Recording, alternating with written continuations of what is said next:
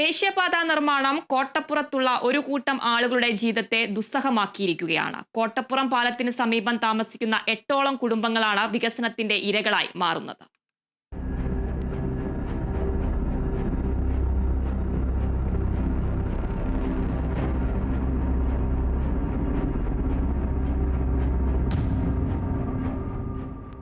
Road നിർമ്മാണം തുടങ്ങിയ അന്നു മുതൽ ഇവർക്ക് സ്വൈരജീവിതം നഷ്ടപ്പെട്ട അവസ്ഥയാണ്.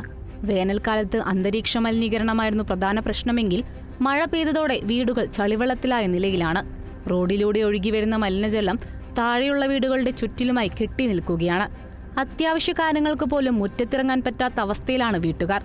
നിർമ്മാണത്തിലിരിക്കുന്ന റോഡിൽ അടിഞ്ഞുകൂടിയ കൽപ്പൊടി മഴവെള്ളത്തോടൊപ്പം വീട്ടുമുറ്റത്തേക്ക് കുത്തിയൊലിച്ചു വരികയാണ്. 2 നില വീടുകളിൽ താമസിക്കുന്നവർ താഴത്തെ നില ഉപേക്ഷിച്ച് മുകൾ നിലയിലേക്ക് താമസം മാറി.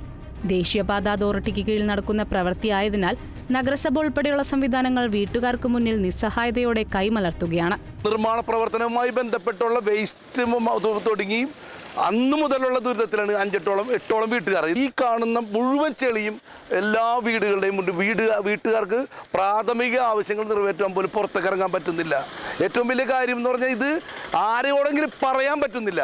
ഇത്രയും മാത്രം ഒരു ദുഷ്ടതരം കെടുകാര്യസ്ഥത ജനങ്ങളെ ഇതുപോലെ പീഡിപ്പിക്കുന്നു. ഇനി ഇത്രയും മാത്രം ജനങ്ങൾ ഈ കാലഘട്ടത്തിൽ പീഡനം അനുഭവിച്ച് ഇനി എന്തുണ്ടാക്കിയിട്ട് എന്ത് കാര്യം? റോഡ് നിർമ്മാണ കരാർ കമ്പനിക്കാർ വീട്ടുകാരുടെ പരാതിയോട് പ്രതികരിക്കുന്നുമില്ല. സ്വസ്ഥ ജീവിതം നഷ്ടപ്പെടുന്നതിനോടൊപ്പം ഗുരുതര ആരോഗ്യ പ്രശ്നങ്ങളും ഇവർ നേരിടേണ്ടി വരുന്നുണ്ട്. റോഡ് പണി തീരും വരെ ഇവിടെ എങ്ങനെ താമസിക്കുമെന്ന ആശങ്കയിലാണ് കുടുംബങ്ങൾ. Kerala vision news, Thrissur.